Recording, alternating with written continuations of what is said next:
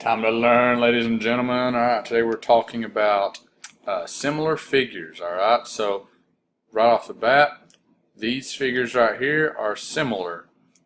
These are not. Why are these similar? Because they are the same shape but different sizes. Right here, these triangles are not similar because they are completely different shapes. All right, they're all triangles, but you can tell that they're completely different kinds of triangles. These rectangles are all what we call in proportion with each other. Okay, so right here we got two polygons are similar if and only if the corresponding angles are congruent and the measures of the corresponding sides are proportional. Alright, so this is why we got into proportions in the last section. Okay, so in order to be similar figures, you've got to have corresponding angles that are congruent and the corresponding sides have to be proportional. Alright, so now right here the symbol for similar is this right here. It's called a tilde. You remember we put this above the equal sign to mean congruent. But if you just see it without the equal sign, like right here, that means similar. So this is saying that triangle ABC, right here, triangle ABC is similar to triangle DEF. That's how you would read this. Triangle ABC is similar to triangle DEF. So let's write in the corresponding angles. Again, the corresponding angles are congruent, which means exactly the same. So what corresponds to what? Well, angle A corresponds to angle D because those are the first letters. So just like it works just like congruent statements. Similarity statements are exactly the same. The letters correspond to each other. B corresponds to E and C corresponds to F. So angle C must be congruent to angle F. Again, the corresponding sides have proportionality.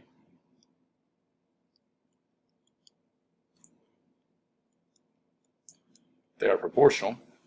So the sides that correspond, AB, because those are the first two letters, those are going to correspond to DE. And then BC, that's the second and the third letter for this triangle. Second and third letter for this one's EF. So BC is going to correspond to EF. And then AC, that's the first and third letter, that's going to correspond to DF because those are the first and third letter. So the relationship between these, the proportion that you get, or the ratio you get between these two sides is going to be the same as the ratio between these two and the ratio between these two. Alright. So now scale factor. We've talked about scale factor before when we talked about dilations. Essentially similarity is the result of a dilation.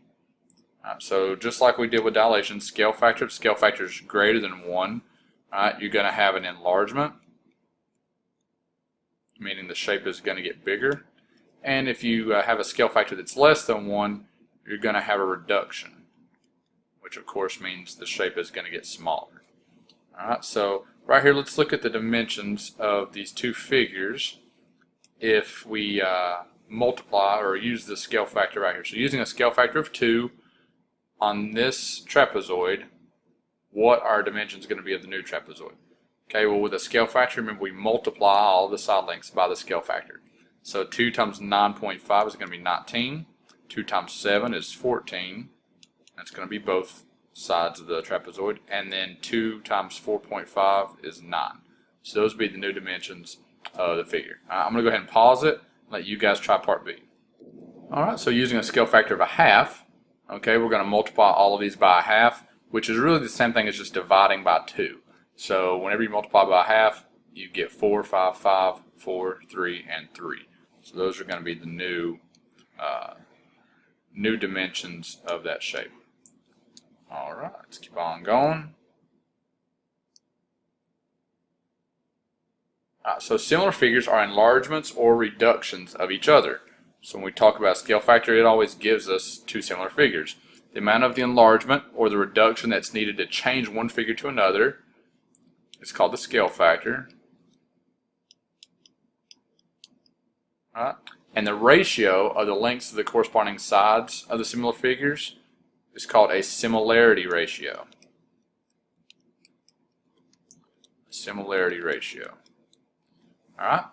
So now here let's what we want to do is see if these two figures that we're given are similar or not. Right? So they want us to figure that out, if they are similar or not, and then justify our answer. So for number one right here, what we want to determine is, are these sides proportional? Okay, so we can figure out our scale factor or our similarity ratio. So what we're going to do is do 12 over 9. Of course, that's going to reduce. 3 goes into 12 4 times, and 3 goes into 9 3 times. And of course, this is going to be the same thing. And then our other side lengths are 16 and 12. So since we did the large shape over the small one, we're going to do the same thing here. The side from the large shape over the side from the small shape, 16 over 12. 4 goes into both of those. 4 goes into 16. 4 times 4 goes into 12 3 times. And of course, that's going to be the same for this side also. So as we can see, our similarity ratios are the same. So as a result, yes, these are proportional. Or sorry, these are similar figures. The reason they're similar is because they're proportional. So we can say similar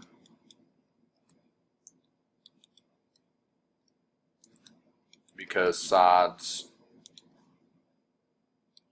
are proportional. Alright, let's look at number 2. Actually, I'm going to pause it, let you guys try number 2 and number 3. Go ahead, pause it. Try them. Now. Do it.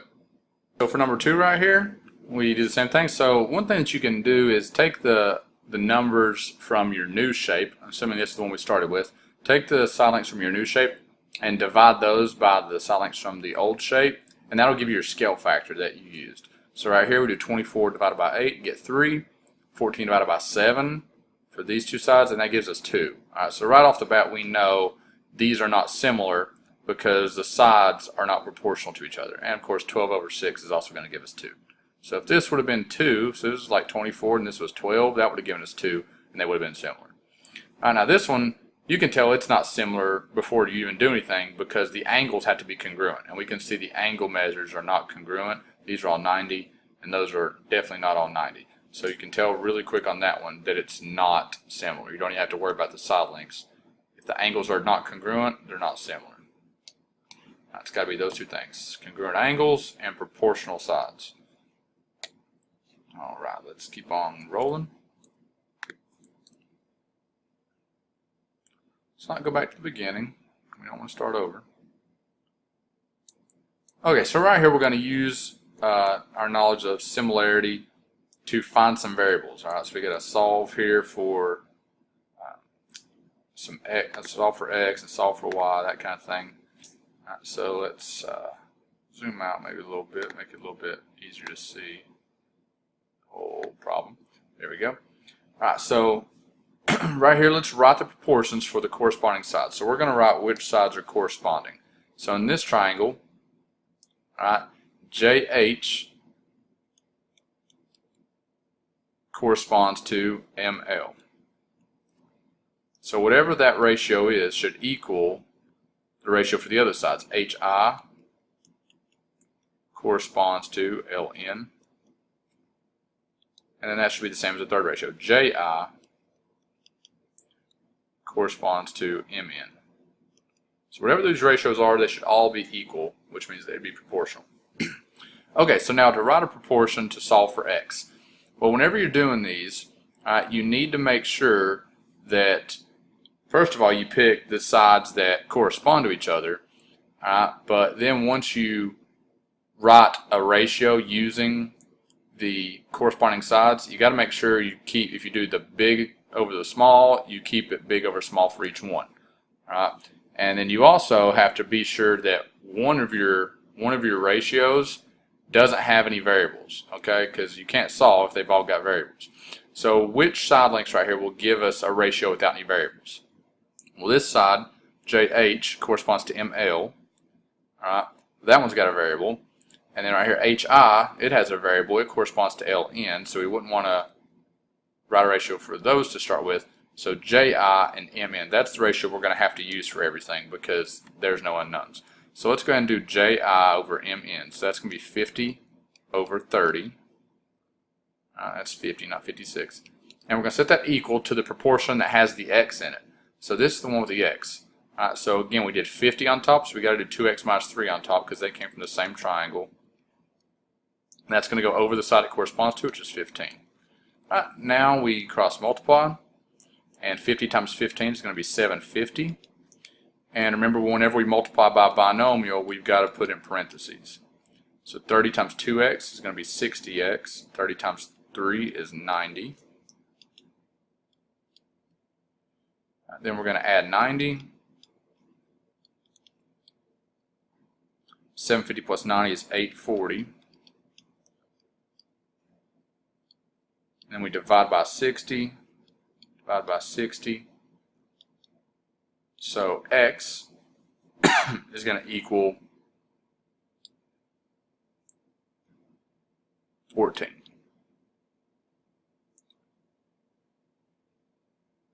Alright, so we've got x. Now we also need to find y. So we're going to use the same proportion that we used earlier without the variable 50 over 30.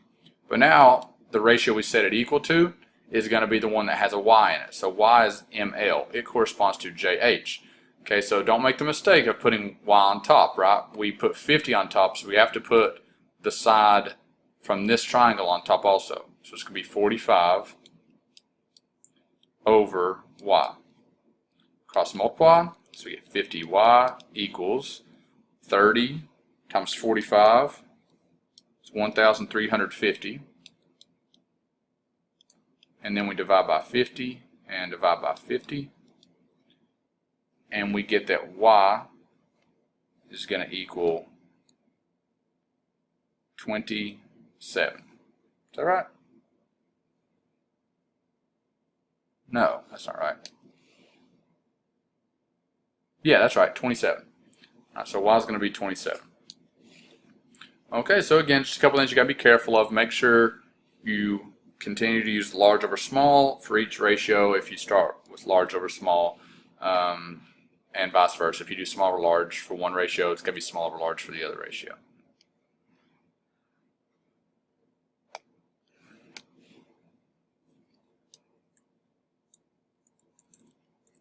So let's look at one other example here, maybe a couple. Alright, so right here we've got ABC is similar to WXYZ. The similarity ratio of ABCD to WXYZ is, so what's the ratio? Well, if it's ABCD to this one, we need to take a side length from ABCD and set it up with a ratio with WXYZ. So ABCD is, so we could say 12. What's the side it corresponds with? It corresponds with this side, right? Because AD, the first and fourth letter, got to be the first and fourth letter here, WZ, so that's this side. So the ratio is going to be ABCD, which is 12 to 4, which is of course going to reduce to 3 to 1. So we could say 3 to 1, like that. The scale factor, well, what did we multiply the original shape by to get the new shape?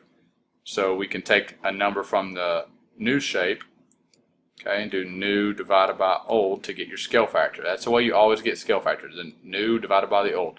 So it's going to be 4 divided by 12, which reduces to 1/3. So our scale factor is 1/3. The similarity ratio of ABCD to WXYZ would be 3 to 1. So now they want us to label the lengths of the missing sides. Well, we know this side, this side, this side, and this side on this one. Right here we just know these two sides. So what you've got to do is take your scale factor and multiply it by the missing sides on the original to get the missing sides on the new one. So 1/3 times 9 gives us 3, and 1/3 times 12 gives us 4. So there's the missing sides. All right, I'm going to pause it and let you guys go ahead and try the last problem. So right here, they want us to figure out the similarity ratio of this pentagon ABCDE to the pentagon QRSTU. So we take one of the side lengths from ABCDE and compare it as a ratio to the corresponding side from QRSTU. So if we use AB is 2. It corresponds to QR. Alright, so we might not want to do that yet because we didn't have this side, but we can look over here and say ED, it corresponds to UT. That's the 2 that we were given. So we'd use ED, it corresponds to UT, so we'd have 3 over 15. Well, 3 over 15 is going to reduce to 1 over 5, which is 1 to 5. And a scale factor, remember you always take the new number and divide it by the old number. 15 divided by 3 gives you 5. So then to find the length of each side, we take our scale factor and multiply all of the sides on the old one by 5 to get the sides on the new one. So we get 10 for QU, 10 for QR, 15 for RS, 20 for ST. Now they ask what's the perimeter of ABCDE. So remember, perimeter is the sum of all the sides, so we add all these up and get 14. They ask the same thing for QRSTU. We add those up and get 70. And they ask what's the ratio of the perimeters. Alright, so we got to set this up as a ratio. 14 to 70, it reduces to 1 to 5. Alright, so as you can tell here, it's kind of cool. The same ratio for the side lengths is the same ratio for perimeters of the two shapes. Alright, that should always be true whenever you're doing these. Alright, so it's time to practice. Appreciate your time. Love you guys. Have a good one.